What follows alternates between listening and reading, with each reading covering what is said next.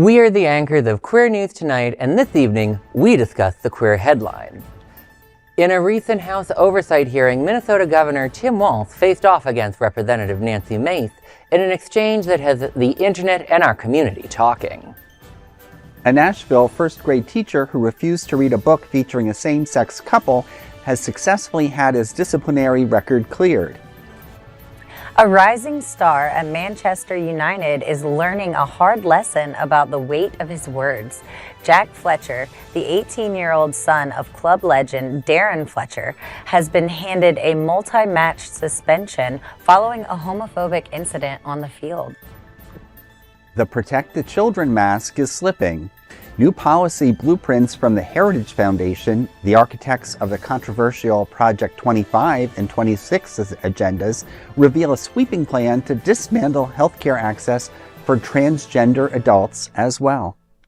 All this important LGBTQ news and more this evening on Queer News Tonight.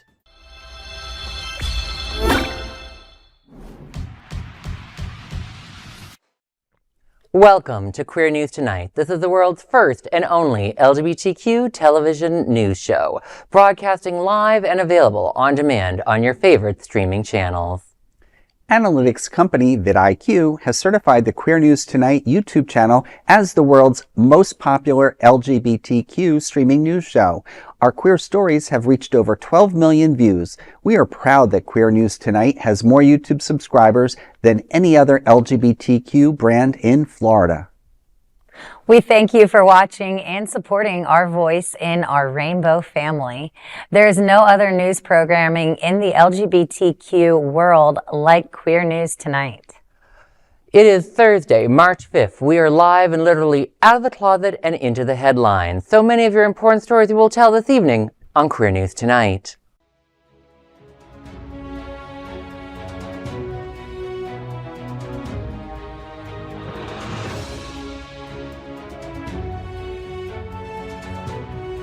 You're watching Queer News Tonight, the world's first daily LGBTQ evening news show.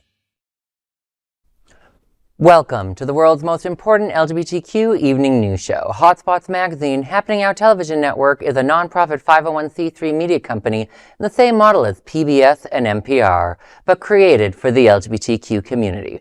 Our nonprofit mission is to support the 11 pillars of our community. We want to inform and educate the key issues of lesbian, trans, Latino, Black, healthcare, seniors, students, faith, social justice, business, and queer culture. Help us support our diverse community. We are part of one of the largest LGBTQ nonprofit media companies in America, Hotspots Magazine and Happening Out Television Network.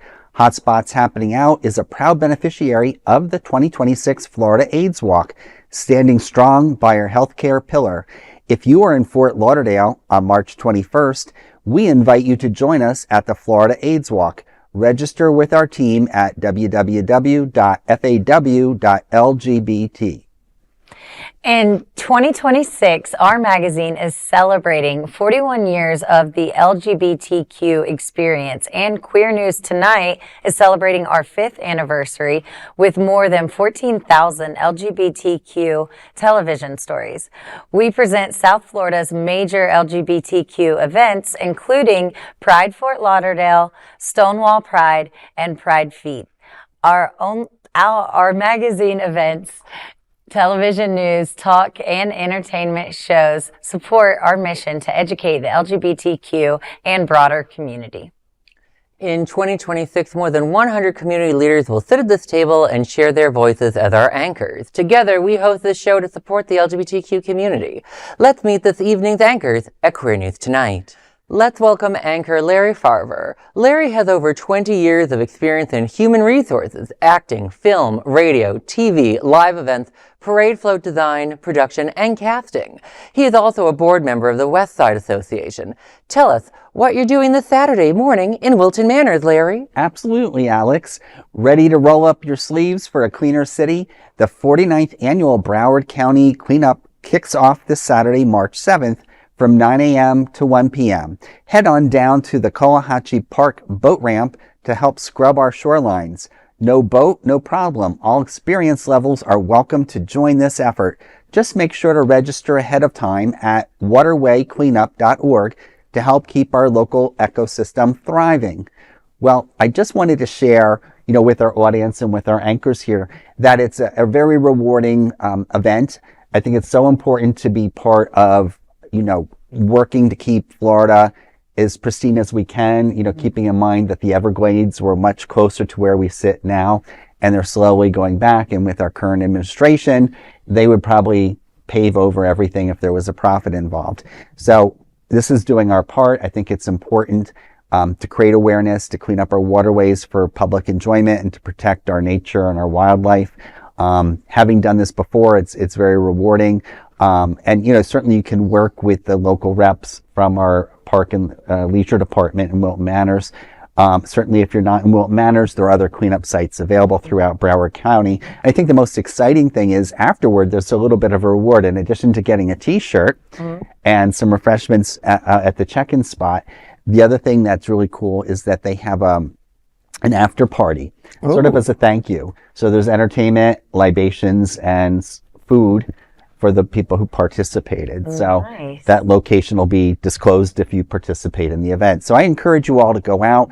So again, waterwaycleanup.org, or you can go to the Wilton Manors website at wiltonmanors.gov and go under, and the event will be listed under events. So I encourage you to come out. We hope to see you on Saturday. That's amazing, Larry. And we've talked about it last week. I'm going to talk about it again when it comes to cleaning up the waterways. Yes, you're not only just trying to help keep the Everglades clean, but it's also the water in the ocean, because this water is going out into the ocean. Yes. Florida has the 3rd or 5th largest coral reef system in the world, and it is dealing with all sorts of pollutions and temperature issues in this area. So anything we can do to try and help our waterways is so, so, so important. Thank you so much for what you're doing, Larry. Yeah, no, and the microplastics is so scary too, getting into our own human chain, but the animal, the animal Exactly. chain. Yeah, it affects everything really into the food chain for sure. Yeah, that's such a beautiful event. Yes. Absolutely. Thank you so much, Larry. Queer News Tonight looks forward to seeing you at the Broward County Waterway cleanup at 9 a.m. on Saturday, March 7th. Let's welcome anchor Rochelle Sapp. Rochelle, it's her first time here. Let's give her a big welcome. Rochelle is the Director of Development at One Hand Care and a key leader behind the organization's retreats, workshops, and community events. Rochelle partners with trusted practitioners to ensure each offering reflects One Hand Care's standards of care and impact, so guests leave feeling more grounded, connected, and genuinely cared for. We're excited for the Align for Elements Wellness event this weekend. Tell me, Rochelle, what's happening out? Well, you're looking for a total vibe check this weekend? Align 4 Elements is hitting Fort Lauderdale this Saturday for a mental and physical energy reset. From 5 to 9 p.m., the Sanctuary Church transforms into a wellness playground featuring yoga, breath work, sound healing, and so much more. Hosted by the nonprofit One Hand Care, tickets start at $25. Want to level up your experience even more? Grab an Elemental Lounge Pass for enhanced perks. You do not want to miss out on the ultimate golden hour views on the waterfront. So visit www.align4, that's the number 4, elements.org to reserve your spot now. So yeah, we have this beautifully curated event that's going to be happening at the Sanctuary Church from 5 p.m. to 9 p.m. You're not going to want to miss a second of it. We have so many amazing things happening. It's fully immersive. We are going to have yoga, the sound healing, shamanic journey. We're going to have a drum circle, a fire pit. Tulio's Tacos is going to be there selling tacos. I love Tulio. Yes, who doesn't? We're going to have Thirsty's Beverage selling non-alcoholic spirits for some nice little crafts, cocktails. Just so much is going to be going on. It's going to be absolutely incredible. And so the actual event is actually, there is a waterway there behind the church? Oh yeah, it's beautiful. It's right on the water. It's going to be gorgeous. That beautiful golden hour. And we're actually starting in the sanctuary church itself with all of that beautiful stained glass window, a beautiful piano meditation, and then we go out to the Waterway itself. Oh, I'm sure the Waterway will be so clean, and if not, you can tell Larry you missed a That's spot. It will be, I have no doubt. I'll hear about that on a future episode. Sure. No, this is such a great event. And I know your executive director, Scott Russell, was on last week discussing this. And it's been wonderful to have him on last week and to see you on here this week. It sounds like it's going to be really great. Absolutely. It's going to be a great time. And that's really what we're here to do. We're here to bring mindfulness and spirituality into our medical practice as well. Because we believe in the true healing really happens within. And we can't do that fully without the community involvement. So we're here to cultivate that as well. So I hope to see everyone out there Saturday. We'll see you. It's going to be beautiful. That's amazing. And we look forward to seeing you at Queer News Tonight. Looks forward to seeing you at Align for Elements Waterfront Wellness Festival on March 7th. And of course, let's welcome tonight's lead anchor, Alex Morash. Alex has served as editor-in-chief of Options magazine, media director of the National LGBT Task Force, and press secretary for the Florida Democratic Party. Welcome back to the table, Alex. What's going on? What's happening? Thank you, Larry. It's so wonderful to be here today because, today is a beautiful day. The dog killer secretary herself has been fired. Kristi Noem is out. I don't know if that'll mean ICE will stop murdering innocent people or let no more concentration camps, but I have hope. I have a little bit of hope. I hope that she can never find a job again, and I hope that she gets investigated and goes to jail one day. What do you all think? Anyone have any thoughts on this? Well, now she has a chance to be an entrepreneur, as they say in HR. She can find herself. Hopefully on the unemployment line. I'm sure she will. The whole thing in her book about the dog killing, just really, that's pretty terrifying in my opinion. I mean, isn't that the progression of a serial killer?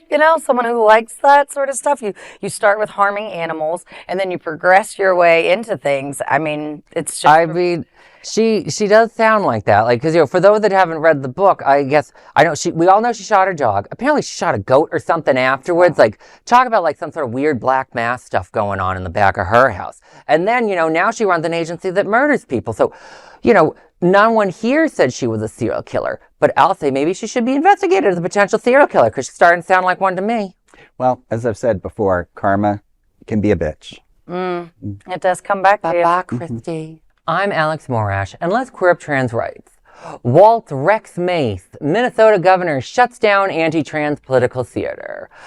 On March 4th, Minnesota Governor Tim Walz sat in front of the U.S. House Oversight and Government Reform Committee. It was supposed to be a hearing on federal funding, but South Carolina Representative Nancy Mace had a different agenda. Rather than sticking to fraud concerns when it was her turn, Mace took a move straight from the anti-trans playbook. She pivoted the conversation away from policy to demand that Governor Tim Walz defines what a woman is.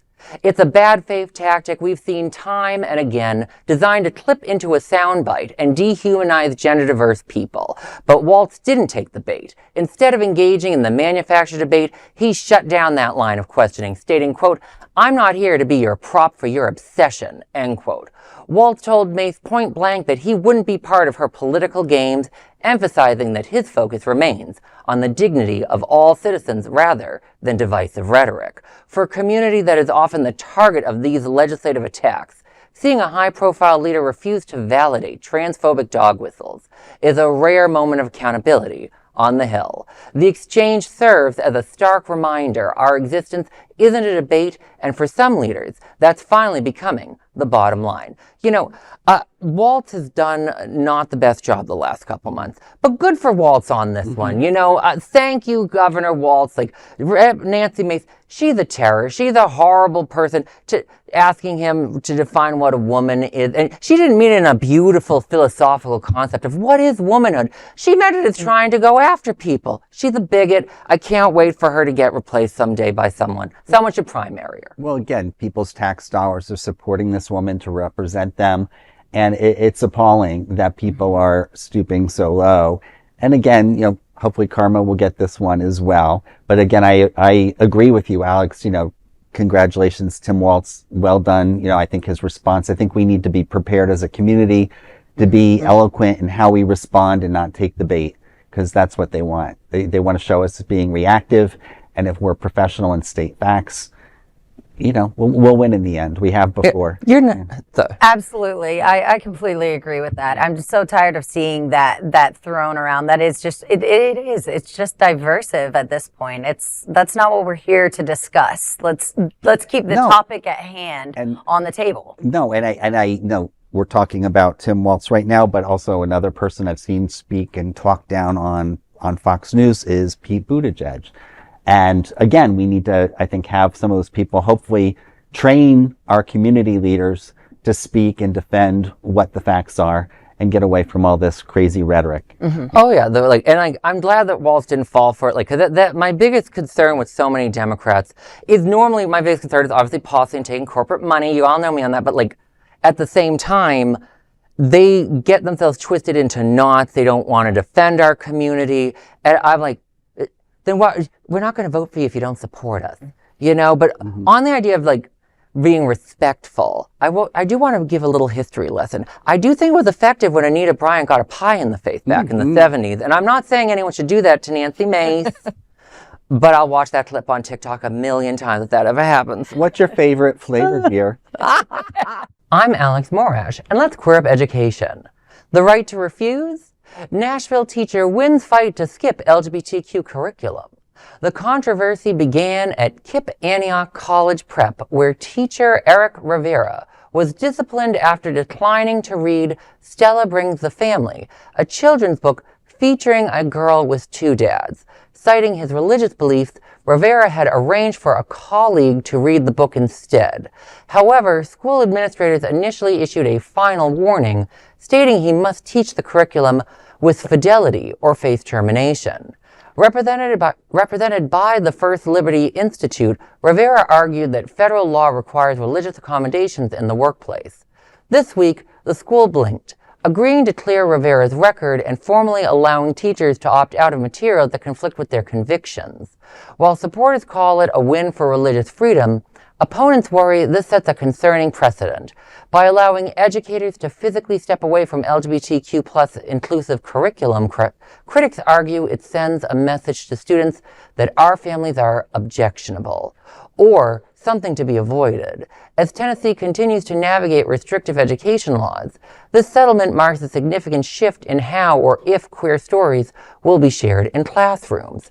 Now, you know, is this person a bigot? Of course he is. Of course he is. That being said, like, I get very concerned when an employer tries to compel speech on someone of any kind. And the fact, like, you know, the fact that the Liberty Group is representing him means that we don't know what he really was trying to do or not do. They're a very shady group. But at the same time, if he clearly was trying to make sure that the job was handled appropriately, aka someone's going to make sure the criteria is taught, I think that's how you're supposed to handle it. I would love to know more, like, what it doesn't sound like a teachers union was involved in this, which is concerning as well, because normally you think the teachers union would represent someone in this situation, but still, it's a concerning story one way or the other. Well, I mean, apparently the book was approved as curriculum. So if that's, you know, I hate to call it marching orders, but if that is the directive of the public school as an employer, no one should be exempt from that. I mean, it's tax dollars at work. There needs to be equal representation of many different families and acceptance. And again, the right wing trying to pull us back. Well, what if, let's say, the curriculum approved something about glorifying police and a teacher's parent or a sibling was killed by an officer and they maybe didn't want to share the story? Like, should they be compelled to read that book?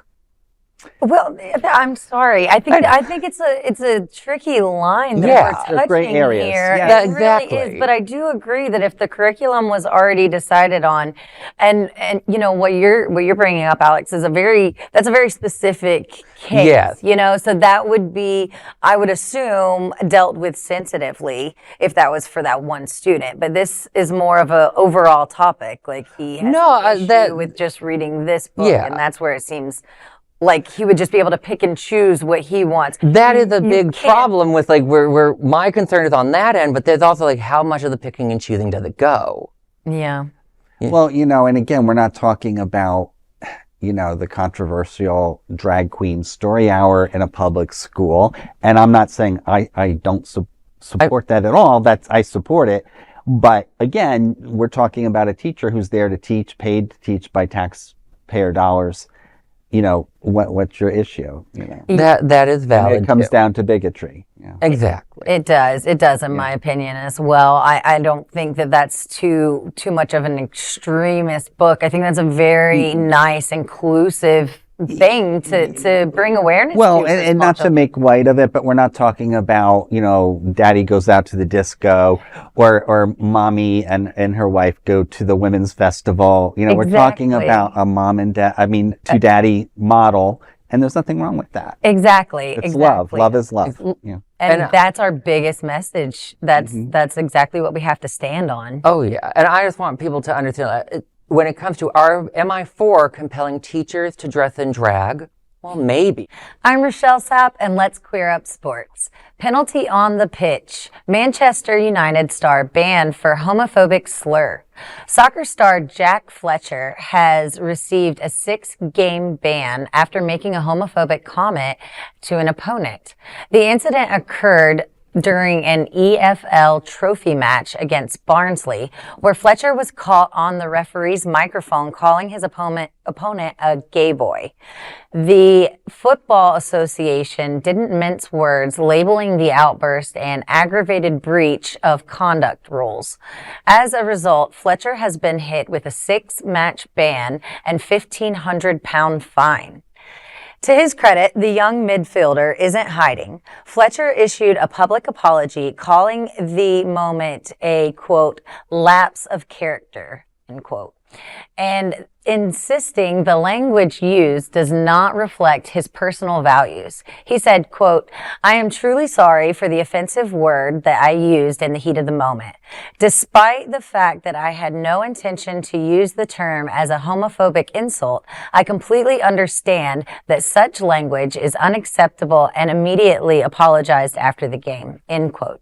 Manchester United is also stepping up, enrolling the teenager in mandatory diversity and inclusive training. For fans, the reaction is mixed. While some appreciate the swift apology, LGBTQ plus supporter groups like the Rainbow Devils say this is a stark reminder of the work still needed to kick homophobia out of football. As Fletcher serves his suspension, the message from the league remains clear. The pitch is no place for hate. It's unfortunate that that's what came out of his mouth. It's unacceptable, really. But I gotta say, I'm proud of everybody's swift response. Mm-hmm. Just especially the inclusive and diversity courses that they mandated. I love that response. No, it sounds like an appropriate measure. And, certainly if he were to do it again, then we'd have to step back and maybe take another look at our response to this story. Yeah. Yeah. I think calling someone a gay boy, I'm like, is that that's a con? If you call me a gay boy, I'm like, am I still a boy? Oh my goodness, thank you. It's just a little weird to shout that at someone as an insult. That would be like, are you just gonna go up to someone and be like, old Irish guy or something? It's just a very weird thing.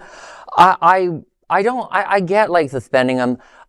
I am always very cautious and concerned about mandatory classes. I don't know how much that actually helps people learn. I think that hopefully the reaction he's seeing and actually talking to queer people, it will do better. Because often the problem with mandatory classes with me is sometimes it's very management pushing a viewpoint down on people instead of a person actually learning. And sometimes it can create behavior modification. Being in human resources for over 20 years, sometimes part of someone's corrective action is to educate and, certainly by documenting then, hopefully that behavior changes and the people that are impacted or the populations they work with don't see a reoccurrence of that behavior in their performance. And, he's representing the sports team as noted.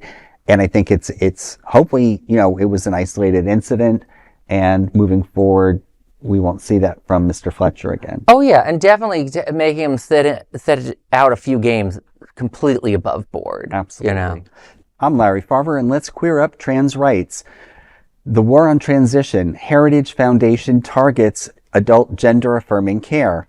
The Heritage Foundation has long been the powerhouse behind conservative policy, but their latest mandate, Restoring America's Promise, takes aim at a new target, adult transition.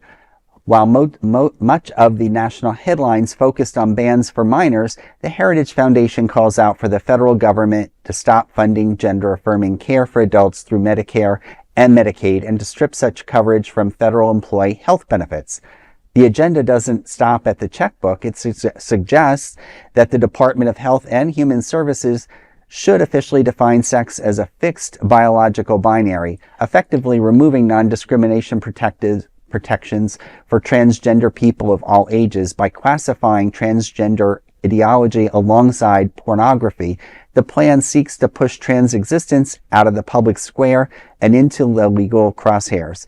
While appearing on the PBD podcast, Heritage Foundation President Kevin Roberts used the Rhode Island shooting as justification for going further, effectively outlawing transgender people. For the community, this is a wake-up call. Critics argue that by targeting the insurance and legal recognition of adults, these think tanks are attempting to make transition financially and legally impossible for everyone. It's no longer a debate about parental rights. It's a direct challenge to the bodily autonomy of grown queer Americans. As these proposals move forward, white papers to potential executive orders, the message is clear. The fight for our healthcare is just beginning. Well, there's so much to take away and unwrap from that.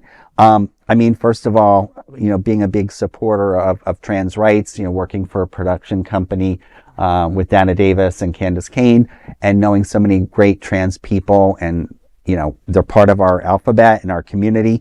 The one thing that I keep on seeing is the hypocrisy.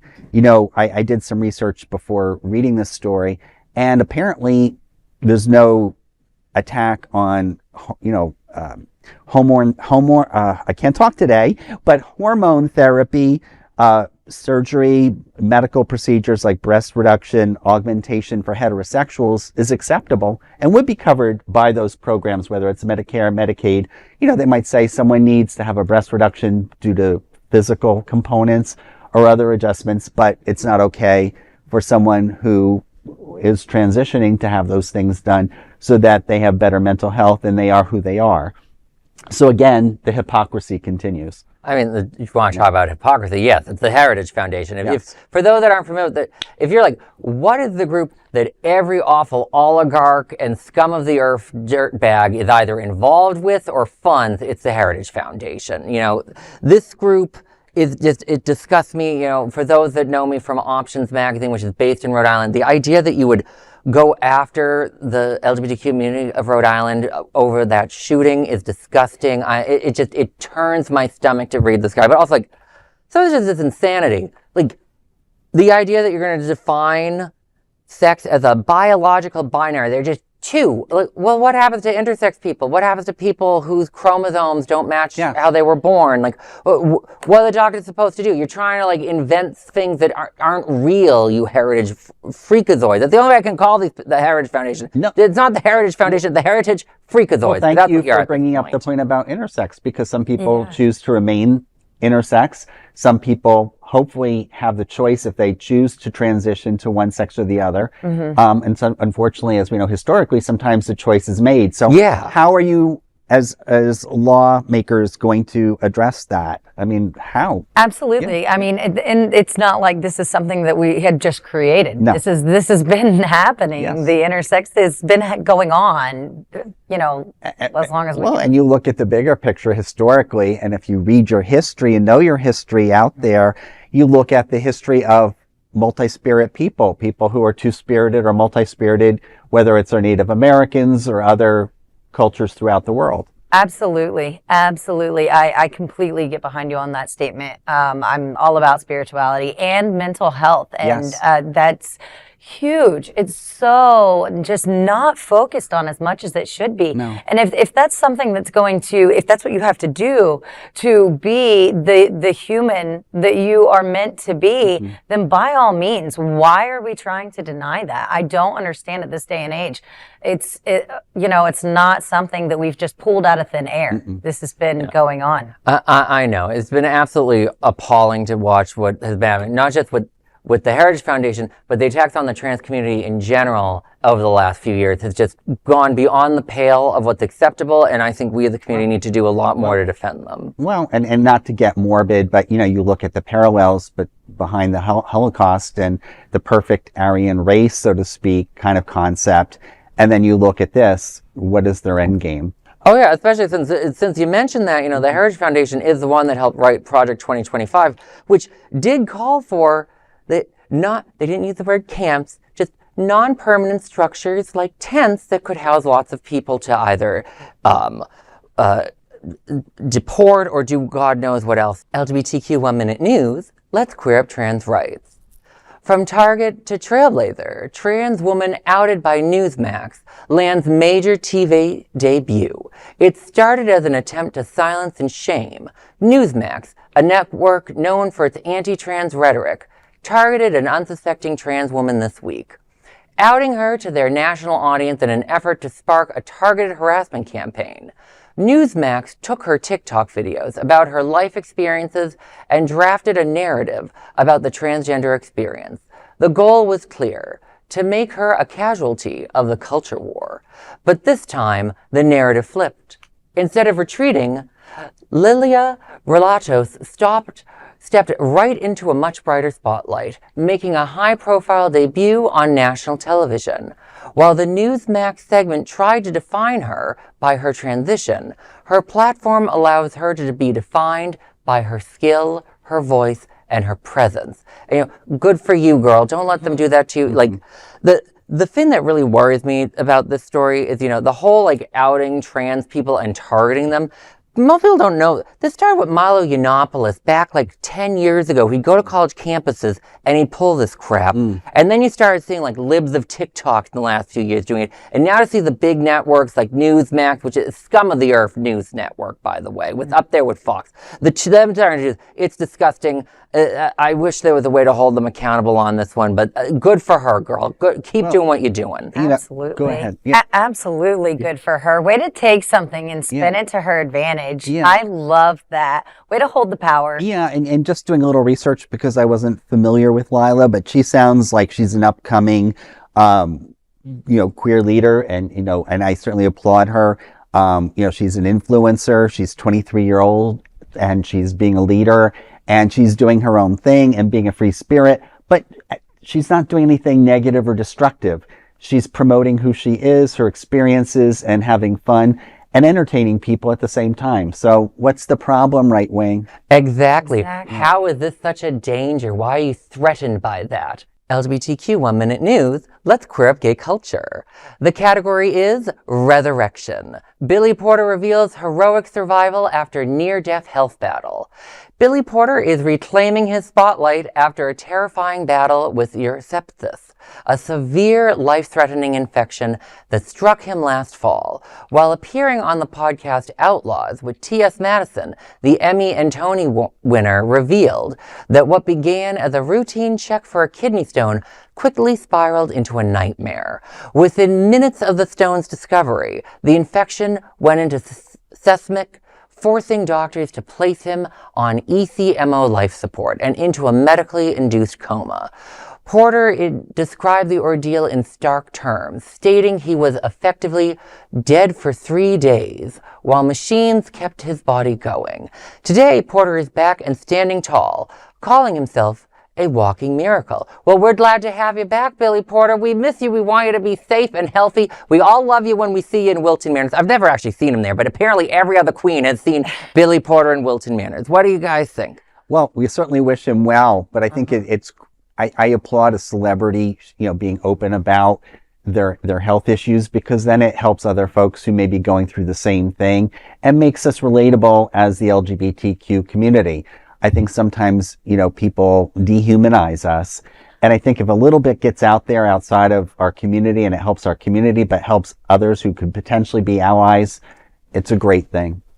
Yeah, I completely agree with that. I do think that we get dehumanized a lot. Yes. And that's just, it's so unfortunate. And what a beautiful thing. We're so happy you're back. Yes. Way to make it through. That's a pretty intense ICU recovery as I hear it. So really good job there. And I love that he is open about it. Exactly like you said. No, having had a family member go through early stages of sepsis, once you get to a certain point, you don't always turn back. So thank God he. Yeah. I won't get into the details, but my mother, when she dealt with breast cancer, her last 2 weeks were dealing with sepsis, and it can be a really horrific ordeal. So, like, Billy, we love you, girl. We're so happy you're doing better. LGBTQ 1 Minute News. Let's queer up gay culture. Reading's Rainbow Boost. Local LGBT center gets $50,000 for community care. Some incredible news for our neighbors in Pennsylvania tonight. The LGBTQ Center of Greater Reading is celebrating a massive financial win that's set to transform how they serve the local community. With a fresh $50,000 state grant in their pocket, the center is looking to bridge the gap in vital services. This boost ensures that the doors stay open, the pantry stays stocked, and the pride of Greater Reading continues to shine brighter than ever. Well, this is refreshing. My parents are both from central Pennsylvania. Aww. So there are some people who are very open, and then there's some people who are more conservative. But the big thing is I'm glad that Pennsylvania is funding a center and that they're doing well. So it's very refreshing. Yeah, that's beautiful. It really is. Such a, you put it perfectly. Thank so you. refreshing. I just want to know, like, is there any reading in Reading? Is that library open in that center, Queens? Congrats. Yes. So, it's a positive commentary and we need more of that. LGBTQ 1 Minute News. Let's queer up sports. Pride on the Podium. Filipino powerhouse Karl Bautista redefines champion. Karl Bautista didn't always feel like he belonged in the arena. As a young student athlete in the Philippines, bullying and discrimination nearly drove him away from sports entirely. But instead of walking away, Bautista leaned in, transforming a bullied kid into a multi-sport champion. Today, he is a standout in High Rocks, a grueling global fitness competition, and a celebrated Spartan race ambassador. For Bautista, every race is a reclamation. He openly shares his journey as a gay man in the often hyper-masculine world of elite athletes, using his platform to advocate for queer inclusion in Southeast Asian sports. That is such a beautiful, beautiful story. I love that. I love when anyone overcomes their adversity. Oh, that was such a beautiful story. Beautiful of all those shirtless photos of that man. I'm thirsty after looking at him, girl. Ooh. Well, let's hope he goes somewhere with all that, athletic prowess and, maybe can be a leader within the Filipino gay culture. Well, he can definitely lead me anywhere. Absolutely. I can get on board with that. These are today's headlines from Queer News Tonight. Our anchors represent the best of our LGBTQ family. If our community is important to you, share this news with your friends and family. Don't forget to join the conversation on your favorite streaming platform. Queer News Tonight is the only live LGBTQ digital television show in the world that is out of the closet and into the headlines. We need your support. If our community is to grow and then thrive, we must tell our stories and bring them to the attention of the broader world. This is the only place in the world that tells these types of LGBTQ stories in motion and sound. That is the passion of Hotspots Magazine, Happening Out Television Network, and Queer News Tonight. I'm your anchor, Alex Morash, and I thank you for joining us on behalf of my fellow LGBTQ anchors here at Queer News Tonight, Larry Farver and Rochelle Sapp. We'll see you daily at 8 p.m. To our LGBTQ world, we wish you a good night.